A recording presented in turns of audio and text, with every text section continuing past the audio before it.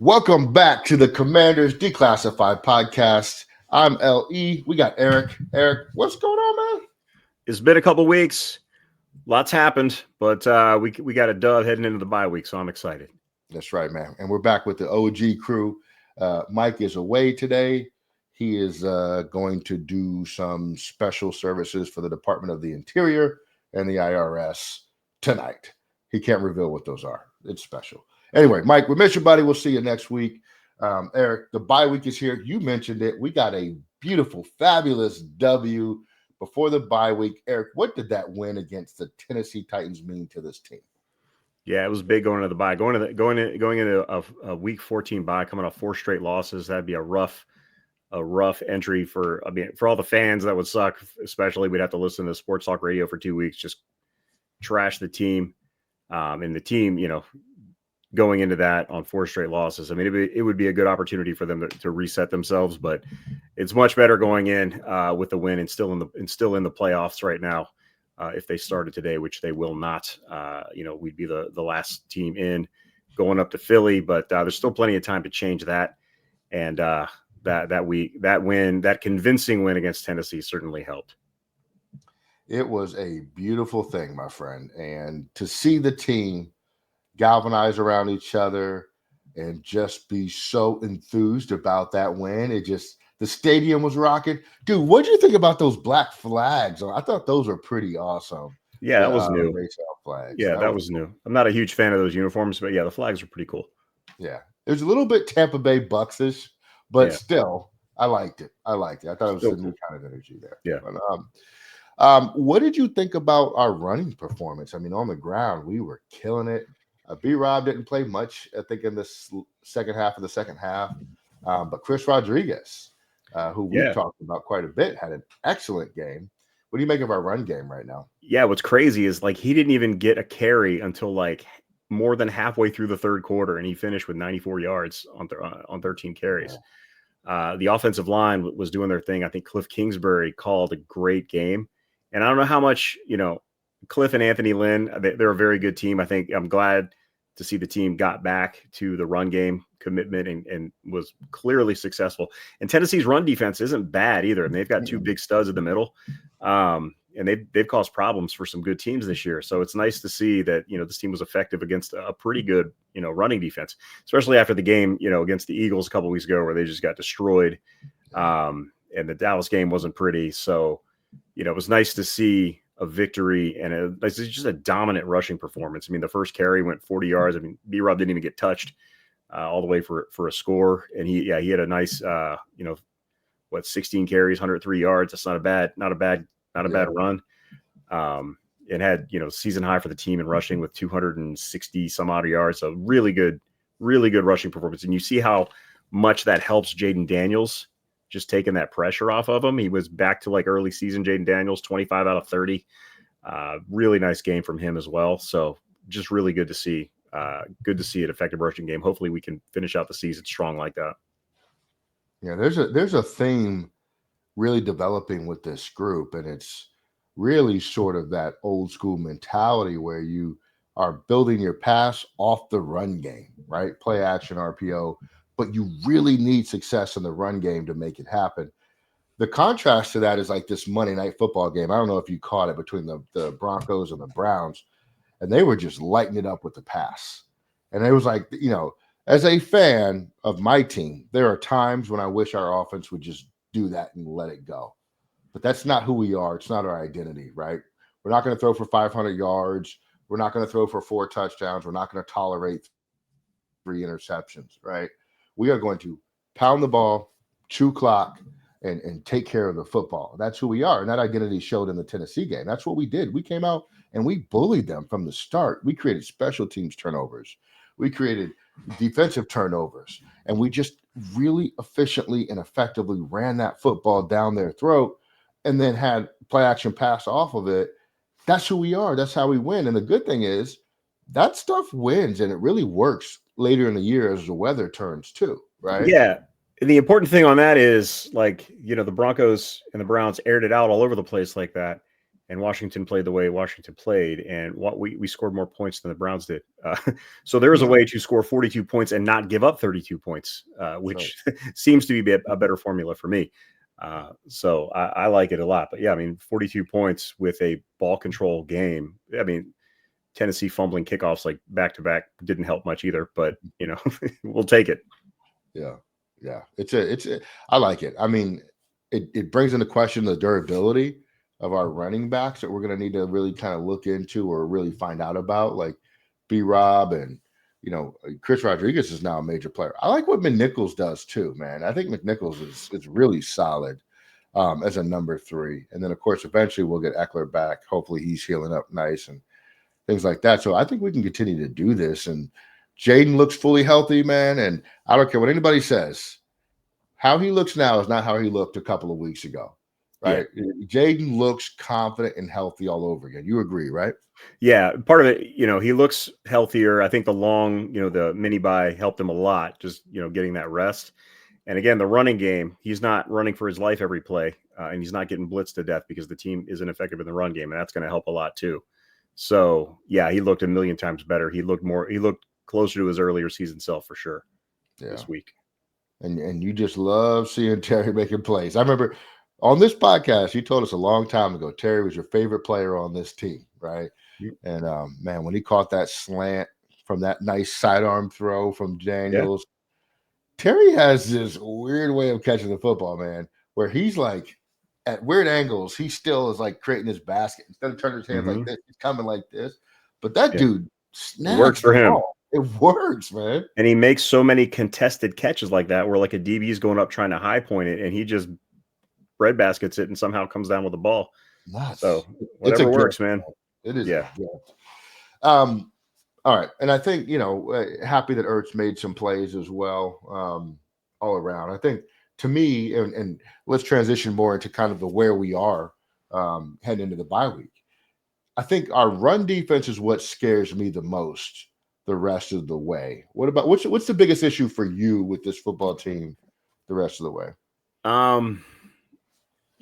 Yeah, I like I guess my biggest concern for this team, honestly, I think it's still the offensive line play, and maybe the lack of. I don't think that this team has the playmakers to compete with the top teams in the conference, and the offensive line. Again, it was a short week, so I harp on the Philly game a lot because I've not seen the offensive line play that badly all year. But again, you're coming off a 4-day week. And the defense is always ahead on a Thursday night. It's just the way it works. So that may have had a lot to do with it, but they look so bad there. But yeah, the way that they kind of rebounded this week gives me a little bit of hope. But I think that, outside of Terry McLaurin, and Jayden Daniels, I don't think anybody on our offense really scares defenses. You got to respect Brian Robinson. You got to respect Zach Ertz. You know what he can do. Those are the kind of players that, like, if you fall asleep on them, they're going to burn you. But I don't think you need to, I don't think they scare anybody, I guess is the way to put it. Noah Brown, I don't think scares anybody. Zacchaeus, they're nice complementary players, but you just don't have that 1B weapon that maybe you outside of Terry that you have. And I think that's, falls on being in year one of a rebuild for sure. They just haven't gotten to the point where they're there yet. Give them a couple of drafts and a couple of free agency periods, and we'll see where they're at. But yeah, I think that right now this team is not where it needs to be to really play with the big boys in the NFL yet. But we're off to a really nice start, which I like. Yeah. And it's not like we need, there's this gigantic delta. I think you're right, though. There's a couple of playmakers in a few different spots that we need to bring in to really be able to compete. But I'll tell you what, Frankie Louvu, what an incredible signing. That dude is all over the field, flying around, making plays, and bringing energy to this team. I think he might be my MVP transaction from this past off season. Aside from drafting Jayden, but free agency wise, I think he was a home run for sure. Yeah, that dude is, and he's really young too, so he should be with us for a while. He's got a 3-year deal. I think it was 26. Yeah. Yep. So he's right in his prime. He's got some productive years yet. Hopefully we see that for a few more seasons. Yeah. Hey, let's look at some coaching grades going into this bye week. Let's start with head coach Dan Quinn. What would you grade him at this point of the season? I'm giving him an A minus. The way the players respond to him has been outstanding. I think hindsight, I know everybody was kind of up in arms when, the whole coaching hire thing happened and nobody wanted him and he was plan B or whatever. Looking back, I mean, where we through, 2020 hindsight, he's the right hire for this team because the respect that he has around the league. People thought it was Ron Rivera was that guy, which he was very well respected as well. But like, you can't find a single person to say a bad thing about Dan Quinn anywhere. And I think that's a huge get. And it's genuine. Like you see like the energy in interviews, the guys feed on. It's not like people aren't just being nice. Like people genuinely love the guy. So I think that's great. I think he got out coached a couple of times this year, which is why I'm giving him the A minus. I think against the Steelers, I think there were some poor decisions. Philly, there were some poor decisions. Dallas, there were some poor. I think he's, still growing as a head coach. And I think these are all learning experiences. And, sometimes you can get away with, going forward on 4th and 1 when you really shouldn't, when all you need is a field goal, like against Philly. But when it doesn't work, it looks a million times worse. So there are some minor issues with him, but I think he's a great hire. I'm gonna give him an A minus. Yeah, I'm going to give him an A, all things considered, to take us from where we have been to where we are now. It's really hard to argue he's not in that A category. Let's go. I skipped Adam Peters. I'm gonna double back to him now. What do you give Adam Peters so far for his job to this point in the season? He's done a fantastic job. Just look at the guys that he brought in and the foresight in some of the draft picks, like guys that aren't quite there yet, like a Ben Sinnott. Jordan McGee is the one that I'm really interested in because they drafted him for a reason because he's like a super athletic guy. And I think I think Bobby Wagner maybe doesn't come back next year. And Jordan McGee is the guy that comes in and takes his place. I'm really excited to see that, seeing him grow for a year behind a guy like Wagner. And maybe Wagner does come back and we get him for a few more years and McGee supplements those guys. So I think that's great. And the draft, I think, he nailed that. He was drafting for now and the future. The free agent signings were great. The trades that he made, I mean, getting a 3rd round pick for Jahan Dotson, this is like amazing.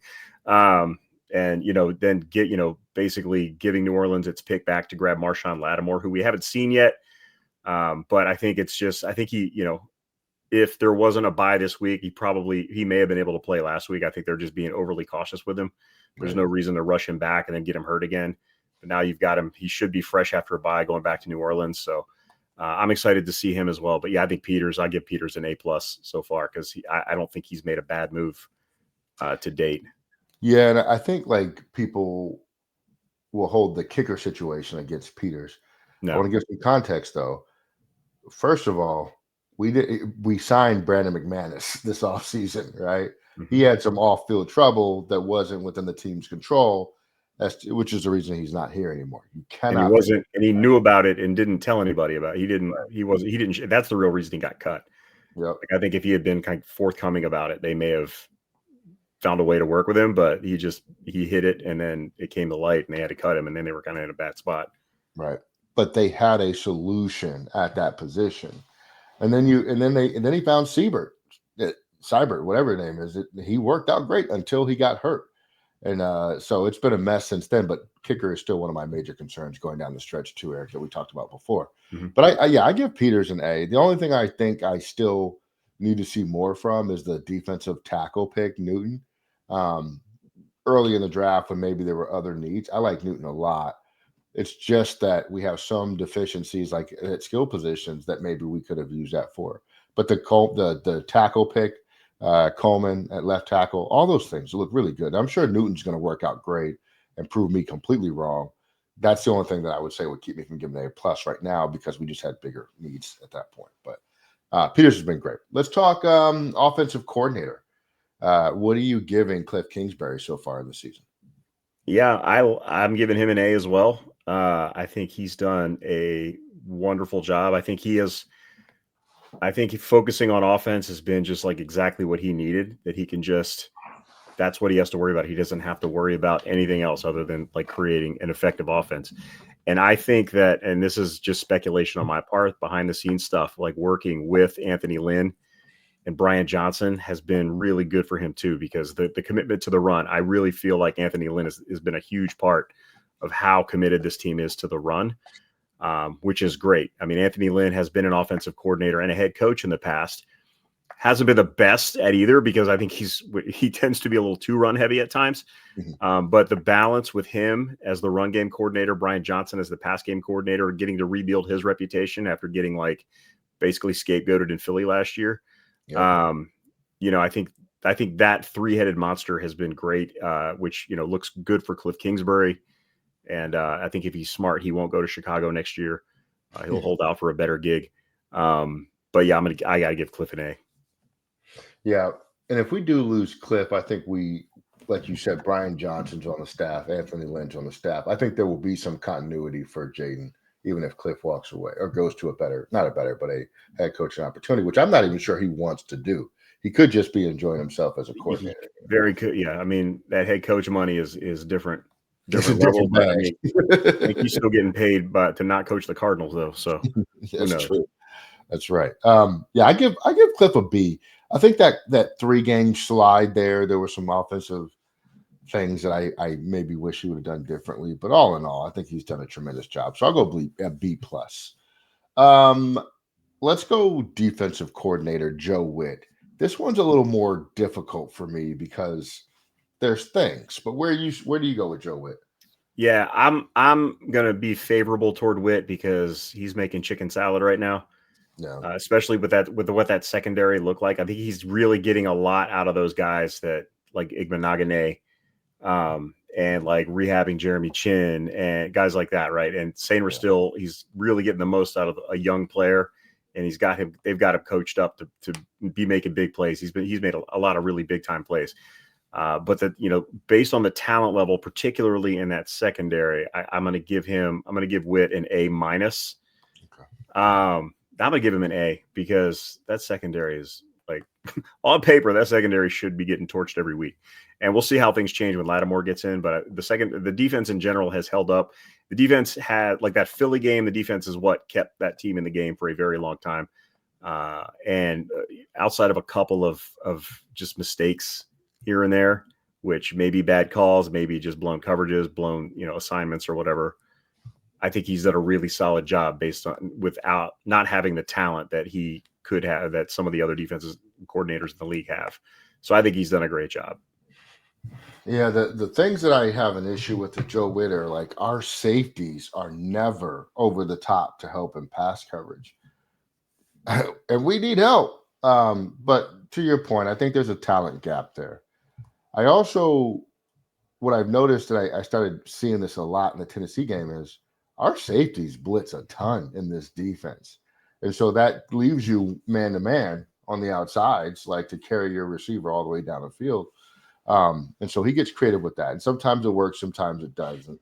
But, I'm going to give Joe Witt a B minus right now. The issues in the run game, when we have Payne, we have Newton, we have Mathis, we have guys like that, it's just really confusing to me. I don't understand why we're giving up so much on the ground that we are. Even Pollard was like just kind of cooking us a little bit in the run game. So I don't know. I think it can be fixed. I'm just not sure how, and I'm not sure what. But otherwise, I've been pretty happy with Witt's performance. All right. So beginning of the season, we talked quarterback, Jayden coming in. How has Jayden changed your expectations, if he has changed your expectations from the time that we drafted him until now? Yeah, he definitely me. I was probably the most critical of him of the three of us on this podcast. It's not even probably. I was definitely the most critical of him. And it wasn't because I disliked him as a player. There was just a lot of things that I saw from college that he needed to fix in the NFL. Like he was in college, he was just really eager to run. And he didn't extend plays to throw the ball virtually at all when he was in college. And, those are things in the NFL you just got to be able to do. And he's done it. He's basically passed every test, everything that he needed to work on, in my opinion, which is obviously expert because I'm a quarterback guru with, no, but I mean, all the things all of my concerns, he's kind of assuaged a little bit. I guess is that the word? I don't know. That's a good word. I'm going to use that. But he's kind of like, I don't have the concerns for him anymore. I think he is much more polished than I expected him to be, even as a rookie. He was not like an off-schedule passer. That was my concern. He's done very well with that. There was the thing early in the season where, like, if he started moving left, he just took off. He fixed that. Now he'll slide left and throw still. So these are all great things. He seems to still be learning. His commitment to the game seems very strong. His teammates really seem to like him. He's protected it. I mean, he's taken a few hits in recent weeks that I haven't been a huge fan of, but he got a little sense knocked into him in that first Giants game. And since then, he's really kind of fixed that problem as well. He's learned how to get down. He still dives instead of slides. I don't know what it is with Washington quarterbacks that just don't know how to slide, but like they never do. I don't get it. But yeah, he gets down, and that's the most important thing. So he's avoiding a lot of those big hits. So yeah, I'm a convert. I'm a big Jayden Daniels fan. I think he's going to be, in very short order, easily considered the best quarterback in this division. Yeah. At least until Arch Manning shows up in a couple of years with the Giants. We'll see. We'll worry about that when the time comes. Then there's a conversation. Yeah. So on July 2nd, I think this podcast came out around the 3rd or the 4th. We did a true or false episode, man. And you're bringing receipts now, huh? Oh, no. Jayden will break the 30 touchdown pass mark as a rookie. I think you said I said false. False. Yeah. And he's not going to. I don't think so. Like, unless he has a 12, right? Yeah, he's at, I thought, 15. That might be inclusive of fun. But even still, with 4 games left, he'd have to have some pretty monster games to break that 30 mark. But next year, I feel confident about that. Terry will have a career year. That's looking like that's true, actually, at least, especially from a touchdown perspective. Terry's going to have a career season there. He's already having a career season in touchdowns. Yeah. Yeah, I think he's tied it. I think he's on pace right now to like match his career highs, basically. Yep. I think I looked a couple of days ago. He's on pace for like 80 catches and like 1,200 yards is about where he's at, and like 15 touchdowns or like 14 touchdowns or something like that. Like crazy high touchdown numbers. That's if things hold up. But yeah, he's having a really great year. Yeah.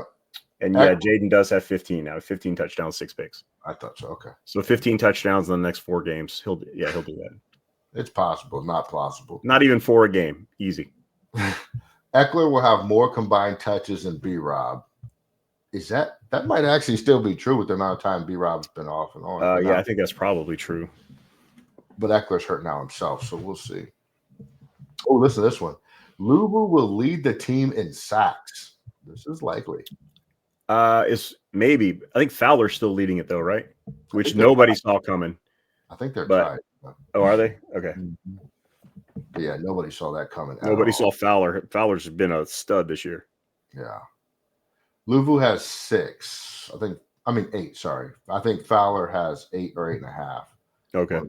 Yeah. So it's really close. Yeah, he has 8.5. So not a bad prediction there. Benjamin St. Juice will have 3 or more interceptions. Yeah. Yeah, we took the under on that. Quan Martin will end the year as a starting free safety. I think he started the year as a starting free safety. He did. This is July, remember. Yeah. Okay, here's one. Ben Sinnott will have more receiving touchdowns. False. False. Brandon Jackson. It's Coleman. I don't know why I keep saying Coleman. Yeah. Will be the left tackle starter before week 5. They were like rotating him and Lucas, though. I don't know if that was true or not. I don't know what we said, but that was, they were rotating them forever. Yeah, I think he got a start, at least one before then, but they were rotating a lot. When did Jahan Dotson get traded? Because it says Dotson will have more receptions than Luke McCaffrey. No. Yeah. Dotson, did he even start this? He didn't even make it he got traded like camp. Or like he got traded in like preseason. He didn't even make it to the opening day. Yeah, let me look this up. And maybe it was just like he got traded in August. Yeah, August 22nd. So this is July. So he was still on the team. Yeah. How many catches does Jahan Dotson have, and how many does Luke have? McCaffrey has 16 catches, 155 yards, no touchdowns. Well, McCaffrey does have more catches than Jahan Dotson. Yeah. Dotson has 11, 117, no touchdowns. So, Oh, these are going to get bad from here forward. Emmanuel Forbes will lead the team in interceptions. He No, had one. is that leading the team? Who has He more? might. I don't know who has more. Does anybody have more than one interception on the team? Oh man, I don't think so. Dante Fowler Jr. will have more sacks than Chase Young did, or Chase Young does this year. So I think yeah, that's probably right because I haven't even. Is Chase Young still in the league? Or is he in Canada now? I'm gonna look that up, but I can guarantee you that Fowler has more sacks. He has 3.5. Yeah, so Yeah. Fowler up. And since you brought up Chase Young, I need to talk to these trolls who ran me out of the internet a couple of years ago when I said I compared him to Mario Williams, and you guys laughed me off of the World Wide Web. We could have only wished that Chase Young could even sniff Mario Williams' jock, you haters. So just shut up, all of you. That's right. Don't act like I don't know what I was very wrong in that prediction, but not in the way you thought I was. Let's put it that way. So I'm taking that as a win. That's a dub for me. It's a dub. A dub for E-Dog. Jeremy Chin will lead the team in tackles. That was one prediction I had. No. He's close though. He's not. I mean, I think Bobby Wagner has 100. Yeah, Wagner's the leader. I'm sure Chin has a bunch. Usually the free safety gets a ton. Yeah, he has 88 or something like that. Olamide Zacchaeus will have more catches than Diami Brown. Oh, that's 100% true. How is it though? Let me look. Zacchaeus has 27. Brown has 20. Okay. Well, Brown has more touchdowns though, 1-0. It should have been 2, but he dropped it against Pittsburgh. But did drop. Kingsbury will run the ball greater than 35% of the time. Oh yeah, way above that. That's looking good. Oh, Cole Turner will log more game minutes than John Bates. He didn't even make the team, did he? He did not. He did not. I mean, Bates is tight end too. He's entrenched. Yes, because he's got a role on. I mean, he's not going to dominate you in the receiving game, but he's got a role on the team, and he's not going anywhere. He's good at what he does too. He's a good blocker. Yes, he is. Ramiz Ahmed will be our starting kicker in Week 18. Who? He was the guy we signed this all season too, or brought in anyway. Okay. But you never know; he could come back. He might. The Commanders will finish ahead of the Cowboys in the division. Stamp that. Still looking good. They're coming close though. Yeah, it's getting a little closer than we like. 2 back. They're only 2 back now. That's right. Jamin Davis will finish second on the team in tackles. Next. Well, Washington will win the 7th seed. It looks like we're tracking, man. We're tracking for that. Is Jamin Davis, did he sign anywhere? Yeah, I thought he did with Minnesota or Green Bay, one of those 2 teams. Okay. Cam Curl's presence will not be missed. It's tough because I don't think it has. I think in the run game, we miss his presence a little bit. Yeah, maybe. Chin's played pretty well against the run, though. We're still giving up 5 yards a carry. It needs to improve. But. Oh, so Jamin actually signed to the Packers practice squad, and then the Vikings claimed him. So he's on the Vikings roster now. So you were 2 for 2 on that. Look at me. Okay, our last one is Johnny Newton will have more sacks than Dorrance Armstrong. I don't even know. Does he? I don't think so. Dorrance has 3. He's actually been relatively quiet. And I think Newton has 1. I don't know how to look. Newton has 1 sack. Yeah. So false and false. But interesting to look back on where we were thinking this was going to go back in August. All right. Tell me what you need to see the rest of the way from this group, Eric. I said it a couple of weeks ago, and I'm going to stick with it. I want to see a playoff win. That's what I want to see. Of course, that entails us making the playoffs to begin with, which is not as sure a thing as I thought it was a couple of weeks ago. After that Dallas loss, that was the first game that we lost that we should have won this year. I mean, up until that, there was no issue with beating teams we should beat. Just for whatever reason, and full disclosure, I didn't even get to see that game, so I don't really even know what happened because I just happened to look at the score Like somebody posted the score on Facebook, and I was like, well, I guess I'm not watching it now if they're lost. But anyway, that was a game that, who knows what happened. It just seemed like it was one. It was funny. I had an analogy for that because like it seemed like just it wasn't your day because like every time something bad could have happened, it happened. You come all the way back to tie it and you miss the extra point, like that kind of stuff, and then they return an onside kick for a touchdown. It's come on, dude. So I don't know if that was just like a fluke thing. They certainly took care of business this week against Tennessee. They've got some winnable games left. New Orleans has been playing better of late. They just lost Weapon X in Taysom Hill for the year, though, so that may change things. And they got kind of beat up this week. Yep. The Falcons, who knows? They're just like a hot and cold team. And then you've got Dallas again and Philly. So you could be in. I would like to think 3-1 down the stretch. 2-2 will probably get the job done and get you into the playoffs if you finish 10-7. I would like to see this team finish strong. They started strong, faltered in the middle. I'd like to see a strong finish, and I'd love to see a playoff win. If you get the 6th seed and then have to go up to Arizona or Atlanta, Tampa, whoever wins that division, I like your chances. Having to go up to Philly to get a dub, I'd love to see that too. But yeah, I would love to see a playoff win because I haven't seen one since 2005, and that sucks as a fan. I totally agree. I think we got to beat Atlanta. I want to see us beat Atlanta and just put the beats to that team. I don't know if it's going to be Penix or Kirk Cousins. Atlanta soured on Kirk Cousins very quickly. But I want to see us beat good teams. The Eagles, yes. Dallas, yes. I want to see us just earn our way there, not back our way in there. And then, yes, I do agree. Winning a playoff game will be monumental and just see what happens from there. Ideally, we could have a Broncos-Commanders Super Bowl with Bo Nix versus Jayden Daniels, right? That would be awesome. Not going to happen, but it would be fun to watch.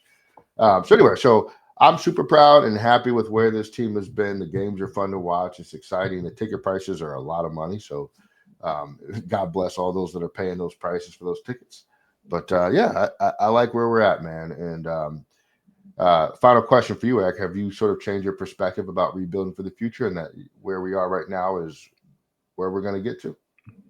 No, I think there's definitely a plan in place to rebuild, and there is an owner in place who doesn't actively try to screw everything up that he touches. So that's a good feeling. So hopefully the plan will be executed and this team will continue to get better and better year after year for the foreseeable future. I would love to see that. And I think the pieces are in place for that to happen. But I still think that we are in year one of a rebuild. It's just, we're ahead of schedule at this point. It's going to be an interesting rest of the season, but of course you can follow along with the Commanders season with us at Commanders Declassified for Commanders Declassified MLE. He is Eric, and we'll be back next week with Mike with us, and we'll talk a lot about our upcoming game after the bye week. So for all you listeners, enjoy the bye week, get some rest, have fun on Sundays, get your holiday decorations up, hang those lights up on the outside of your house, have a spotter on your ladder with you. All that. Take care of yourselves. We, the Commanders Declassified podcast, are officially out of here.